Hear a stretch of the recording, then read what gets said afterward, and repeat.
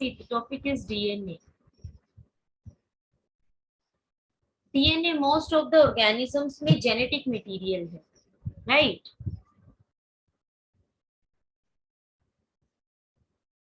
कहाँ प्रेजेंट होता है? सेल के न्यूक्लियस में प्रेजेंट होता है. It is present in the nucleus of the cell. बेटा डीएनए एक मैक्रोमोलिक्यूल है. मैक्रोमोलिक्यूल समझते हो? A big size molecule that is made up of various molecules. Are wait a minute, 1 second.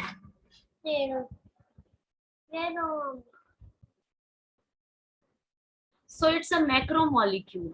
एक बड़े साइज का मॉलिक्यूल है जो बहुत सारे मोनोमेरिक यूनिट से मिलके हुए बने. अब मोनोमेरिक यूनिट क्या है? वन सिंगल यूनिट जो बार बार रिपीट होके डीएनए बनाने के लिए रिस्पॉन्सिबल होती है. That monomeric unit is a nucleotide. So what is nucleotide? That is the monomeric unit of DNA. अब न्यूक्लियोटाइड बार बार रिपीट होके डीएनए बना रही है, तो DNA is what? A polynucleotide molecule. Poly means many, made up of many nucleotides. तो DNA किससे मिलके बना है? पॉलीन्यूक्लियोटाइड से मिलके बना है. अब one single nucleotide is made up of. एक सिंगल न्यूक्लियोटाइड में क्या क्या प्रेजेंट है? A single nucleotide is having nitrogenous base. Nitrogenous means beta having nitrogen content, nitrogen present. A base nature में basic है, that's why base. So the chemical substances which are having nitrogen in them and are basic in nature, they are nitrogenous base. और कितने nitrogenous bases होते हैं? There are two type of nitrogenous bases that are present. ये दो nitrogenous bases क्या है? Purines and pyrimidines. These are two type of nitrogenous bases. देखो purines और पिरिमिडिन्स को किस बेसिस पे डिफरेंशिएट किया जाता है? ये रिंग स्ट्रक्चर्स होते हैं. You understand this type of ring structure? Chemistry में बेंजीन रिंग, ठीक है? तो ये रिंग स्ट्रक्चर्स होते हैं. अगर तो इनमें डबल रिंग है, like this is a double ring, two rings are there, 1 and 2. अगर तो दो रिंग स्ट्रक्चर्स होते हैं, डबल रिंग स्ट्रक्चर्स होते हैं, तो वो डबल रिंग स्ट्रक्चर्स क्या होंगे? प्यूरिन्स होंगे. Two rings are there. If they are having this single ring structure, then this way only one single ring is there, then there will be, these are pyrimidines. Fine. तो purines और pyrimidines को किस basis पे differentiate किया गया? On the basis of number of rings they are having. अगर तो single ring present है तो प्यूरिन है, सॉरी डबल रिंग प्रेजेंट है तो प्यूरिन है, और सिंगल रिंग प्रेजेंट है तो pyrimidine है. कौन कौन से होंगे purines? The purines are adenine and guanine. These two nitrogenous bases are purines because these are having double ring structure. Pyrimidines, cytosine, thymine and uracil. ये तीनों pyrimidines हैं क्योंकि इनके पास सिंगल रिंग स्ट्रक्चर है, और इन सबको हम क्या बोलते हैं? Nitrogenous bases. तो एक्चुअल में कितने नाइट्रोजनस बेसिस हैं? इनको हम ऐसे डिनोट करते हैं with their capital alphabets, A, G, C, T, U. 5 nitrogenous bases are there. Out of these two are purines and these 3 are pyrimidines. In 5 nitrogenous bases में से ये जो 4 नाइट्रोजनस बेसिस है, A, G, C, T, these 4 nitrogenous bases are present in DNA. ये 4 nitrogenous bases DNA में present होते हैं. ये जो 5th वन है यूरेसिल, ये आरएनए में प्रेजेंट होता है. ऑर्गेनिजम्स में आरएनए भी तो जेनेटिक मटेरियल होता है. आरएनए में क्या नहीं मिलेगा? थाइमीन नहीं मिलेगा. थाइमीन को कौन रिप्लेस कर देगा? यूरेसिल रिप्लेस कर देगा। तो डीएनए में होगा एडेनिन, गुआनिन, साइटोसिन और थायमिन। और आरएनए में क्या होगा? Adenine, guanine, cytosine and uracil. तो डीएनए और आरएनए में कितने नाइट्रोजनस बेसिस का डिफरेंस है? 1 nitrogenous bases different. In DNA it's thymine and it's RNA it is uracil. Fine. Second, nucleotide का सेकंड कंपोनेंट क्या है? Sugar molecule. कैसी sugar? Pentose sugar. Pentose sugar means having 5 carbon molecules. Pentose sugar किससे मिलती होगी, बनी होगी? 5 carbon से। ठीक है, कार्बन 1, कार्बन 2, कार्बन 3, कार्बन 4 और यहाँ है बेटा कार्बन 5। ये ऑक्सीजन मॉलिक्यूल है। इस तरीके की एक पेंटोज शुगर प्रेजेंट होती है। इस पेंटोज शुगर को आप, डीएनए की जो पेंटोज शुगर है उसको आप क्या बोलते हो? Deoxy ribose sugar. The name of this pentose sugar that is present in DNA is deoxyribose sugar. यहाँ पर OH नहीं होता, डीएनए में H होता है। आरएनए में कैसी शुगर होती है? राइबोज शुगर, उसमें यहाँ OH मिलता है। बाकी सब सेम होता है, सिर्फ ये जो सेकंड कार्बन है इस पे डिफरेंस आता है। यहाँ पर जो सेकंड कार्बन है उसके ऊपर हाइड्रोजन ग्रुप प्रेजेंट है और राइबोज शुगर में जो सेकंड कार्बन है उसके ऊपर हाइड्रोक्साइल ग्रुप प्रेजेंट है। बस दोनों की शुगर्स में इतना ही डिफरेंस होता है, बाकी बिल्कुल सेम होती है। तो 2 कंपोनेंट्स हो गए, नाइट्रोजनस बेस और शुगर। थर्ड कंपोनेंट क्या होता है? थर्ड कंपोनेंट होता है अ फॉस्फेट ग्रुप।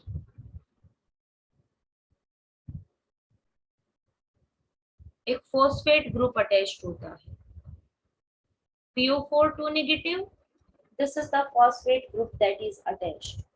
तो न्यूक्लियोटाइड कैसे बनेगा? एक nitrogenous base with 1 sugar and 1 phosphate। इन दोनों के कॉम्बिनेशन से क्या बन गया? न्यूक्लियोटाइड। अगर इस न्यूक्लियोटाइड में से फॉस्फेट हटा दें और नाइट्रोजनस बेस और शुगर अटैच हो, इसको क्या बोलते हैं? Nucleoside. Okay, you remember ATP, full form of ATP? चलो तुम्हारी बोली हुई डेफिनेशन लिख देती हूँ। Adenosine triphosphate. Who will tell me ATP में क्या क्या चीजें हैं? What are the different components that are present in ATP? Okay, agree, 3 phosphate are there, fine, good. Other than this 3 phosphate? Okay, yes, 1 sugar molecule is there and adenine is there, very good. अब adenine क्या है? Nitrogenous base, अभी बात करके हटे हैं, agree. और sugar, जो शुगर हमने अभी पेंटोज शुगर की बात की, राइट। तो एडेनिन, हाँ, एडेनिन प्लस शुगर क्या है? न्यूक्लियोसाइड है। तो ये एडिनोसाइन क्या है? एक न्यूक्लियोसाइड है, एडेनिन और शुगर से मिलके बना है। अब इसके साथ 3 फॉस्फेट और जोड़ दिए गए हैं, तो ये क्या बन जाएगा? न्यूक्लियोटाइड बन जाएगा। Getting my point? तो जो एडिनोसाइन लिखा है बेटा, ये एडिनोसाइन एक्चुअल में क्या है? न्यूक्लियोसाइड है, जो नाइट्रोजनस बेस और शुगर के अटैच होने से बनता है। ठीक है, यहाँ पर 3 फॉस्फेट अटैच है। जब ये डीएनए में अटैच होता है तो वहां पर एक ही फॉस्फेट होता है, बस इतना डिफरेंस है। अब डीएनए की बात कर लेते हैं तो कंपोनेंट्स है, न्यूक्लियोटाइड एक कंपोनेंट है, ऐसे बहुत सारे न्यूक्लियोटाइड्स प्रेजेंट होंगे तो डीएनए बनेगा। डीएनए का जो स्ट्रक्चर है वो कैसा है, that is a double helical structure. कैसा स्ट्रक्चर है, डबल हेलिकल स्ट्रक्चर है, दो हेलिक्स है, like this way, these are two helix, one and this is the second one, double helical structure, दो हेलिक्स है और दोनों हेलिक्स एक दूसरे के साथ क्वाइल्ड है। क्वाइल्ड है, किन्होंने दिया ये double helical structure, this double helical structure was given by two scientists, Watson and Crick. Watson and Crick ने ये डबल हेलिकल स्ट्रक्चर एक्सप्लेन किया था। क्या बोला इस डबल हेलिकल स्ट्रक्चर में, देखो ये जो लाइंस बनी हुई है ये इस डबल हेलिकल स्ट्रक्चर की बैकबोन है। और बैकबोन किससे मिलके बनी है, बैकबोन बेटा sugar phosphate, sugar phosphate, sugar phosphate backbone है। मतलब जिस शुगर की और फॉस्फेट की बात कर रहे थे वो यहाँ प्रेजेंट है, राइट। बॉन्ड्स यहाँ प्रेजेंट है, एग्जैक्टली सेम वे यहाँ शुगर फॉस्फेट लाइक दिस वे। तो ये शुगर फॉस्फेट्स एक्चुअल में क्या बना रहे हैं, डीएनए की बैकबोन बना रहे हैं। और नाइट्रोजनस बेस कहाँ है, नाइट्रोजनस बेस ये बीच में खाली स्पेस दिखाई दे रहा है, internal side of the DNA यहाँ प्रेजेंट है, एडेनिन थाइमिन गुआनिन साइटोसिन अंदर की तरफ प्रेजेंट है। तो शुगर फॉस्फेट क्या बनाते हैं, शुगर और फॉस्फेट के बीच का जो बॉन्ड है ये डीएनए में कहाँ प्रेजेंट है, उसकी बैकबोन में प्रेजेंट है, ये डीएनए की बैकबोन बनाते हैं। और जो नाइट्रोजनस बेसिस होते हैं ये नाइट्रोजनस बेसिस डीएनए का इंटरनल स्ट्रक्चर बनाते हैं, वो अंदर प्रेजेंट होते हैं और बाउंड्री पर शुगर और फॉस्फेट की बैकबोन प्रेजेंट होती है। अब जो नाइट्रोजनस बेसिस होते हैं ये आपको सिंगल सिंगल नहीं मिलेंगे, इसे आई राइट डाउन जी ट्रिपल बॉन्ड सी, जी किसके साथ बॉन्डेड है, सी के साथ बॉन्डेड है। सिंगल नाइट्रोजनस बेस नहीं मिलता कभी भी, ये बेसिस किस फॉर्म में मिलते हैं, बेस पेयर की फॉर्म में मिलते हैं। पेयर करने के लिए तो कोई दूसरा चाहिए, पेयरिंग तो तभी होगी। तो नाइट्रोजनस बेसिस पेयर अप करते हैं, पेयर अप कैसे करते हैं, एडेनिन हमेशा थाइमिन के साथ पेयर अप करता है। जहां आपको एडेनिन मिलेगा तो एडेनिन के बगल में आपको हमेशा क्या मिलेगा, थाइमिन मिलेगा। और एडेनिन और थाइमिन एक दूसरे से कैसे अटैच्ड है, विद डबल बॉन्ड्स। और इन बॉन्ड्स को आप क्या बोलते हो, हाइड्रोजन बॉन्ड्स। कैसे बॉन्ड्स के साथ एसोसिएटेड होते हैं, हाइड्रोजन बॉन्ड्स के साथ एसोसिएटेड होते हैं। So one adenine molecule is going to be attached with one thymine molecule with the help of two hydrogen bonds. Like the same way, one guanine molecule is attached with one cytosine with the help of three hydrogen bonds. अब आप मुझे बोलो कि ma'am change हो सकता है, adenine guanine के साथ पेयर अप कर सकता है या साइटोसिन थाइमिन के साथ पेयर अप कर सकता है, तो नो, नहीं कर सकता है। डीएनए में बस यही बेस पेयरिंग मिलती है और ये स्पेसिफिक है। स्पेसिफिक क्यों, क्योंकि एडेनिन आपको हमेशा थाइमिन के साथ मिलेगा, दो हाइड्रोजन बॉन्ड्स के साथ अटैच होता हुआ, और गुआनिन आपको हमेशा साइटोसिन के साथ मिलेगा, तीन हाइड्रोजन बॉन्ड्स के साथ अटैच होता हुआ। समझे मेरी बात, इसको क्या बोलते हैं, इसको स्पेसिफिक बेस पेयरिंग बोलते हैं, specific hydrogen bonding between the nitrogenous bases. इतनी बात क्लियर है,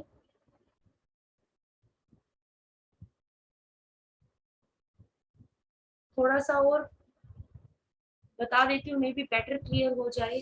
देखो ये जो डीएनए का स्ट्रक्चर है मैं इसको थोड़ा सा ओपन अप करके बता देती हूँ। ये बेटा दो हेलिक्स है, ठीक है। अब मैंने क्या बोला, मैंने बोला यहाँ एक शुगर होगा शुगर किससे अटैच्ड है? फॉस्फेट के साथ। फिर एक शुगर है फॉस्फेट के साथ, फिर एक फॉस्फेट है, फिर एक शुगर है। यहाँ पर भी शुगर है, फॉस्फेट है, शुगर है, फॉस्फेट है, शुगर है, फिर फॉस्फेट है, ऐसे है।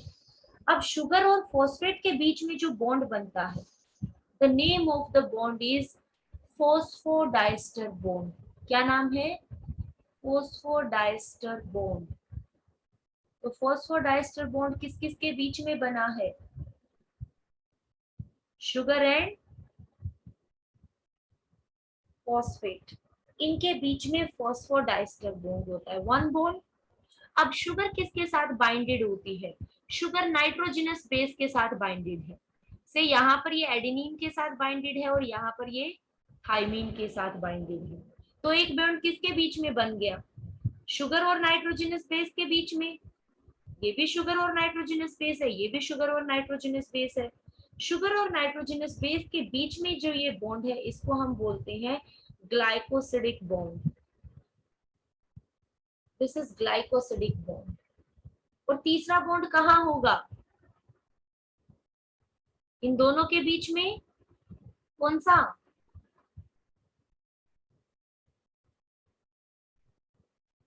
Between nitrogenous base and nitrogenous base. ये कौन सा बॉन्ड है बेटा? एडेनिन। एडेनिन और थाइमिन के बीच में। हाँ बोलो।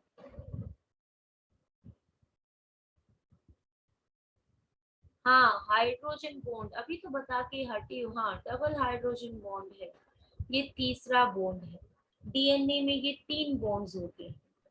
अब देखो, अब अगला नाइट्रोजनस बेस कहाँ मिलेगा? यहाँ मिलेगा शुगर के साथ, फॉस्फेट के साथ नहीं अटैच होता है। फॉस्फेट तो सिर्फ शुगर के साथ अटैच होता है, ठीक है।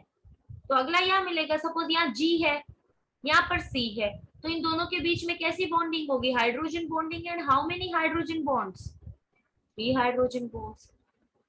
हाँ, अगला नाइट्रोजनस बेस यहाँ मिलेगा, सपोज यहाँ टी है, तो यहाँ इस शुगर के साथ क्या अटैच होगा? यस, ए अटैच होगा। With how many bonds? 2। बेटा ऐसे पेयरिंग होती है डीएनए में, समझे? ये स्पेसिफिक हाइड्रोजन पेयरिंग है। अब बात करते हैं स्पेसिफिक की। अब मान लो ये डीएनए का एक टर्न है, ये डीएनए का एक हेलिक्स है, इस पूरे को क्या बोलते हैं? One helical turn. तो वन हेलिकल टर्न में कितनी क्वाइलिंग आ गई? 2 आ गई। ये एक हेलिकल टर्न है, ठीक है।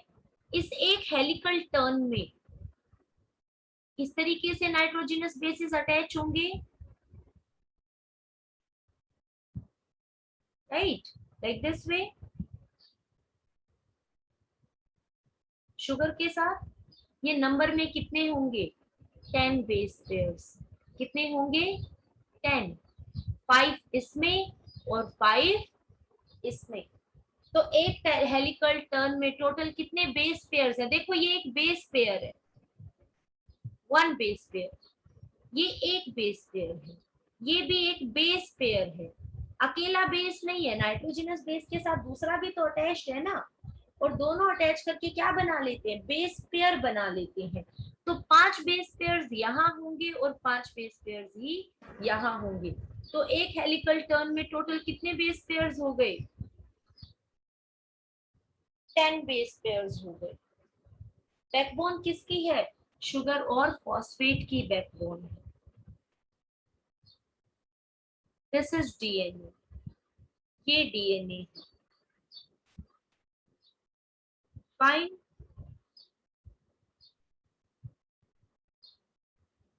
या तो बेटा क्लियर है या क्लियर नहीं है? है, ठीक है। इतना जानना काफी है आपको लोगों के लिए, डीएनए के लिए। क्वेश्चन आएगा तो आपको ऑलमोस्ट यहीं से क्वेश्चन मिलेगा डीएनए। अब हम डीएनए कॉपिंग की बात करते हैं। थोड़ा सा यहाँ बता देती हूँ, पिछली बार डीएनए कॉपिंग आपने पढ़ा हुआ तो क्लियर हो जाएगा। अब देखो, ये 2 स्ट्रैंड्स कैसे हो जाएंगे? सेपरेट, डीएनए कॉपिंग के टाइम पे। अब नाइट्रोजनस बेसिस भी तो टूट गए ना। अब ये सेपरेट कब हुए? अगर मैं बीच से ये हाइड्रोजन बॉन्डिंग तोड़ दूं, हाइड्रोजन बॉन्ड टूट जाएंगे तो दोनों स्ट्रैंड सेपरेट हो जाएंगे, यस और नो? तो ब्रेकिंग ऑफ हाइड्रोजन बॉन्ड, क्योंकि दोनों स्ट्रैंड्स को एक साथ कौन ला रहा है, हाइड्रोजन ही बॉन्ड ला रहे हैं ना। तो अगर हाइड्रोजन बॉन्ड्स ब्रेक कर दिए जाएंगे तो डीएनए अनकॉइल हो जाएगा, अनकॉइल हो जाएगा मींस ओपन अप हो जाएगा, एग्री? अब इधर वाले बेस पेयर्स तो इस स्ट्रैंड के पास चले जाएंगे, उधर वाले बेस पेयर उस पे चले जाएंगे। सपोज यहाँ ए था, ए इधर स्ट्रैंड पर चला गया है, साथ में जी आ गया, टी आ गया, से आगे सी प्रेजेंट था, जी है, टी है, हो गया ओपन अप। ये भी सामने से ओपन अप हो जाएगा, इधर टी था, सी था, फिर ए था, ऐसे ही यहाँ पर जी होगा, सी, ए, टी, टी। इस तरीके से डीएनए कॉपिंग के टाइम पर दोनों स्ट्रैंड्स ओपन अप हो जाते हैं। अब इन दोनों स्ट्रैंड्स के लिए नए स्ट्रैंड्स बनते हैं, याद आया कुछ? डीएनए कॉपिंग में नया स्ट्रैंड बनेगा ना, तो बन जाएगा नया स्ट्रैंड, क्या दिक्कत है? ए के सामने क्या ऐड हो जाएगा, टी, जी के सामने सी, अगेन टी के सामने ए ऐड हो जाएगा, सी के सामने जी, और इस तरीके से वापस से स्पेसिफिक बेस पेयरिंग होती रहेगी। और ये वाली जो सिचुएशन थी, ये वाले जो न्यूक्लियोटाइड नाइट्रोजनस बेस थे, इन्हीं को यूज करके इनके सामने इनके कॉम्प्लीमेंट्री या जो स्पेसिफिक पेयरिंग थी उसको ऐड करते चले जाएंगे। सेम वे इधर हो जाएगा, तो नए स्ट्रैंड्स बन जाएंगे। This is what DNA copying is. तो अगर हम डीएनए का स्ट्रक्चर समझते हैं तो डीएनए कॉपिंग को इजीली समझ सकते हैं। तो मूव ऑन कर जाऊं नेक्स्ट टॉपिक पर।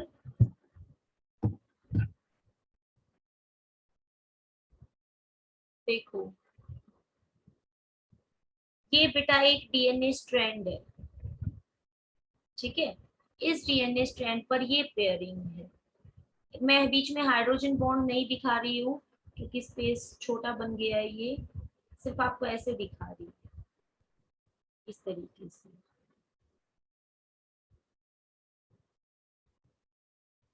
होगी ऐसे ही तो नाइट्रोजनस बेस लगे होंगे ना,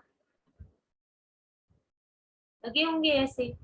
अब डीएनए कॉपिंग के टाइम पे ये दो स्ट्रैंड्स ओपन हो गए, एक स्ट्रैंड ये है, एक स्ट्रैंड ये। इस स्टैंड पर क्या है, इधर वाले नाइट्रोजनस बेसिस सारे स्टैंड पर आएंगे, A G, A C, G, T, A C, T, like this way. इधर वाले सारे नाइट्रोजनस बेसिस कहाँ आएंगे, स्टैंड पर होंगे।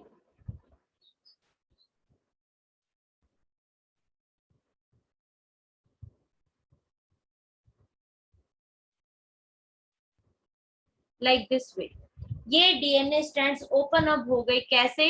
इन नाइट्रोजनस बेसिस के बीच से हाइड्रोजन बॉन्ड टूट गए, डीएनए खुल गया, ओपन हो गया, और दोनों स्ट्रैंड्स एक दूसरे से अलग अलग हो गए। इसके ऊपर जो नाइट्रोजनस बेस थे वो इसके साथ चले गए, इसके ऊपर जो नाइट्रोजनस बेस थे वो इसके साथ चले गए। यहां तक समझ आया? ठीक है। अब बनाना है नया डीएनए स्ट्रैंड। तो एक डीएनए स्ट्रैंड तो बेटा इसके सामने बनेगा, ठीक है, और एक नया डीएनए स्ट्रैंड इसके सामने बनेगा। अब ये वाला कैसे बनेगा, ये तो इसकी इंफॉर्मेशन को यूज करके बनेगा ना, इधर जो है। तो अगर ए है तो ए के सामने क्या ऐड हो जाएगा, टी ऐड हो जाएगा दो बॉन्डिंग से, जी के सामने सी ऐड होगा तीन बॉन्डिंग से, होगा ना? इसी तरह आगे बढ़ते जाओ, सी के सामने जी होगा, जी के सामने सी होगा, टी के सामने ए होगा, ए के सामने टी होगा, जी और ए। अब ये कितने स्ट्रैंड्स हो गए, दो, एक और दो, वापस से कैसे हो जाएंगे, हेलिकली कॉइल बन गया एक स्ट्रैंड, डबल हेलिकल स्ट्रक्चर बन गया ना। सेम वे इधर देखो, इसके सामने ए ऐड होगा, जी, ए, जी, अगेन जी, टी, ए, एडिशन तो ऐसे ही होगा, और टी। अब ये भी तो दो बन गए, एक और एक दो, बन गया डबल हेलिकल स्ट्रक्चर, बन गया। एक स्ट्रैंड पुराना है, ये वाला ब्लैक वाला, इसमें भी ब्लैक वाला पुराना है, और ये ब्लू वाले कैसे हैं, जो नए बने हैं। लो ऐसे ही दिखा देती हूँ, ये बेटा पुराना स्ट्रैंड है, इसका भी पुराना स्ट्रैंड है, और ये जो ब्लू कलर वाला है ये इसके ऊपर कैसा बना है, नया बना है। आपने कितने डीएनए डबल हेलिक्स से स्टडी स्टार्ट किया था, एक से। डीएनए कॉपिंग के बाद कितनी है, 1 एंड 2, हो गया डीएनए का अमाउंट डबल, हो गए 2 स्ट्रैंड्स। कैसे, पुरानी इंफॉर्मेशन को यूज करके, पुराने स्ट्रैंड्स की जो इंफॉर्मेशन थी उसी के सामने रिस्पेक्टिव नाइट्रोजनस बेसिस को हाइड्रोजन बॉन्ड की हेल्प से अटैच कर दिया गया, और अब एक DNA double helical structure 2 DNA double helical structures में डिवाइड हो गया। सपोज माइटोसिस हो रही है तो क्या होगा, एक डॉटर में सेल में तो ये चला जाएगा और दूसरी डॉटर सेल में ये चला जाएगा, हो गया equal distribution. Am I clear, आप ठीक है। This is what DNA copying is, ये डीएनए कॉपिंग है। तो सारा डीएनए कॉपिंग किसके ऊपर डिपेंड कर रहा है, नाइट्रोजनस बेसिस के बीच में जो स्पेसिफिक हाइड्रोजन बॉन्डिंग होती है उसके ऊपर डिपेंड कर रहा है। तो उसका फायदा क्या है, उसका फायदा ये है बेटा कि अगर एक स्ट्रैंड की इंफॉर्मेशन पता है तो उससे दूसरे स्ट्रैंड की इंफॉर्मेशन पता की जा सकती है, क्योंकि हम जानते हैं कि कई बार टी प्रेजेंट होगा तो उसके सामने आके ई अटैच होगा, कहीं पर जी प्रेजेंट होगा तो उसके सामने सी ही आएगा, राइट। तो इस तरीके से डीएनए कॉपिंग होता है। फाइन, सेक्स डिटर्मिनेशन पर मूव कर जाऊं। Simple and easy topic is there, determining the sex of a organism. देखो ज्यादातर जो ऑर्गेनिजम्स होते हैं उनका सेक्स किसके ऊपर डिपेंड करता है, the type of chromosomes they are having, agree. क्योंकि देखो 2 टाइप के क्रोमोसोम्स है बेटा, यस, हाँ हाँ बिल्कुल, ये लो,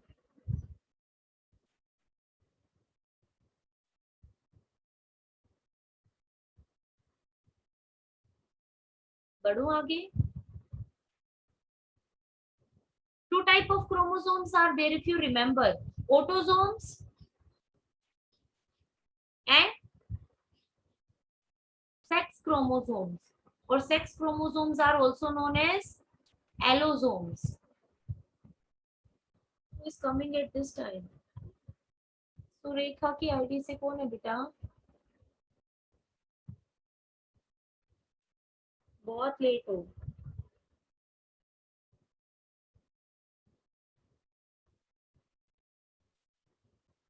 चलो वीडियोस देख लेना, ठीक है, मैं लिंक भेज दूंगी। ऑटोसोम्स एंड सेक्स क्रोमोसोम्स, अब हमारे पास 46 क्रोमोसोम्स है, या यू कैन से 23 पेयर्स, बात तो एक ही है। इन 23 पेयर्स में से जो पहले 22 पेयर्स है, या यू कैन से जो पहले 44 क्रोमोसोम्स है वो क्या है, वो ऑटोसोम्स है। मेल्स और फीमेल्स में हमेशा सेम रहते हैं।